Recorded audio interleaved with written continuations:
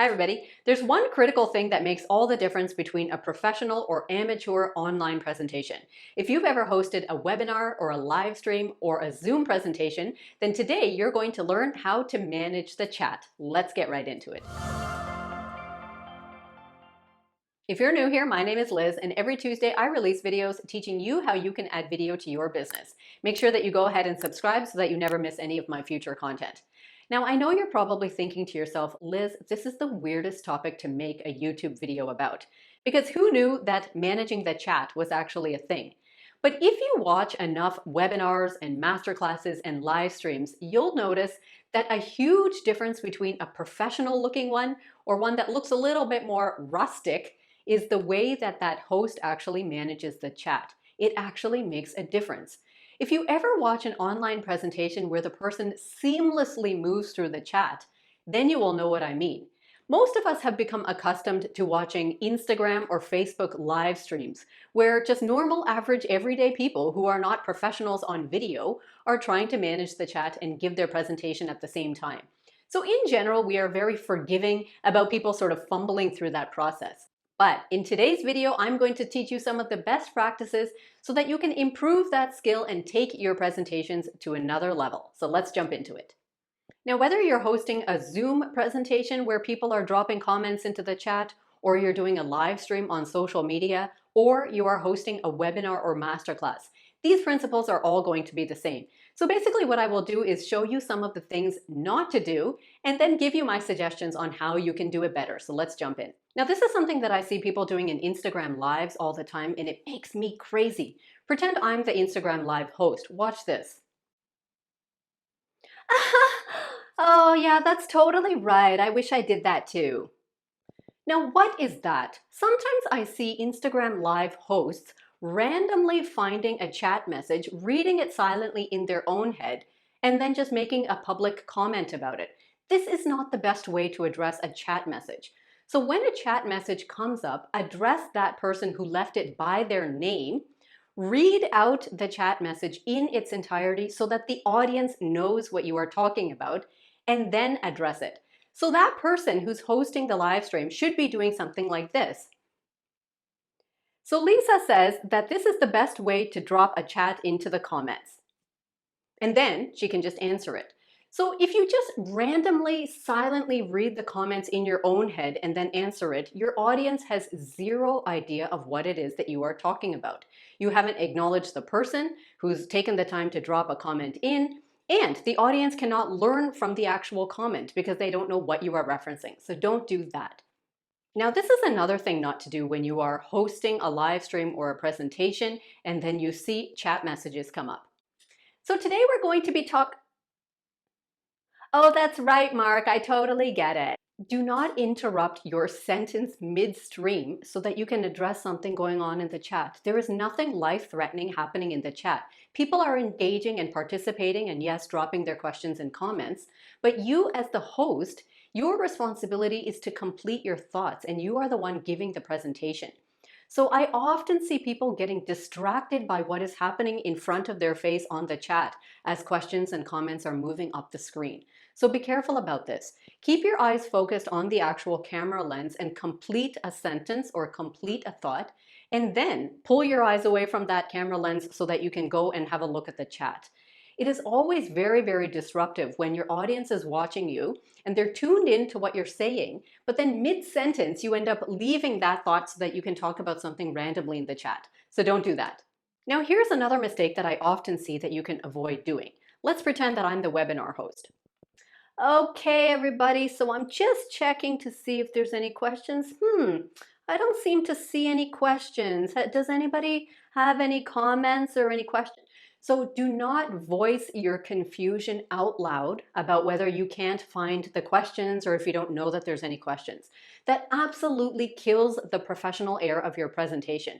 Instead of that, there's two things that you can do right at the beginning of your presentation, and you can keep mentioning this over and over throughout your entire live stream because we know that people sometimes might hop on late and they might miss your initial instructions.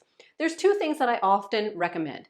One is either you can ask your audience to use the question box If you're on a live stream platform like Instagram or Facebook, there's usually a question box so the audience can access that just from their screen, type their questions in, and then you will find all of the questions that people have just in that one place as the host. You just have to click one button and then you can see all the questions.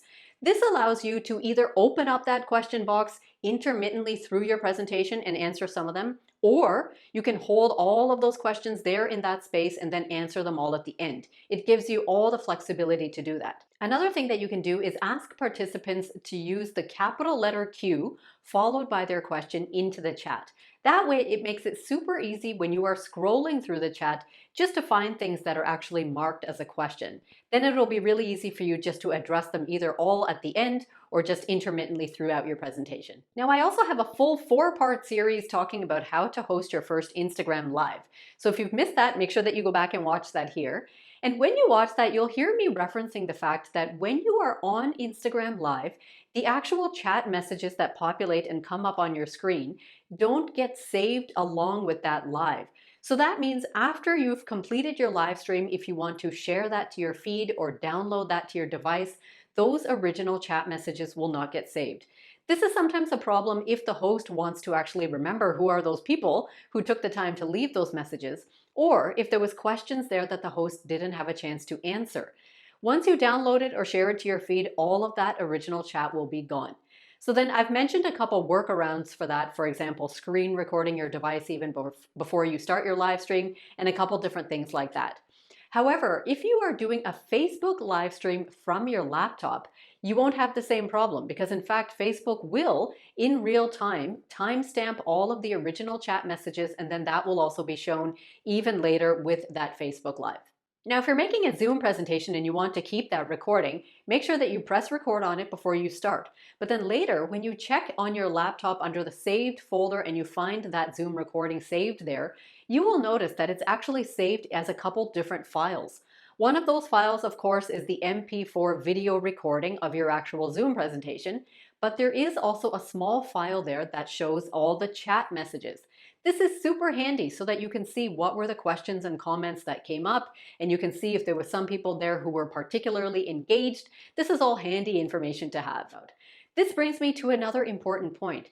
It is very, very common to see the host of a presentation looking down at the chat, reading a comment, addressing it, and then going completely off tangent from their actual topic. Sometimes they go off tangent for a full 5 minutes. So be very, very aware of this. If you are going to be answering a question or addressing a chat comment while you are actually presenting, make sure that you concentrate on the fact that you just want to wrap up that commentary in a couple of seconds or a couple of minutes and then get back to your actual topic. It is super distracting for your viewer or for the audience if you constantly get off track of what the actual presentation material is because you are being interrupted by chats. So this is why I recommend that you try to use all of the tips and the best practices in this video, because going into the chat, addressing something there, and then jumping back to your presentation and keeping that as a clean workflow is really an art, and it's a skill that you can practice and get better at. Now, I'm interrupting this video so that I can remind you to subscribe to this channel. I think you should do that first.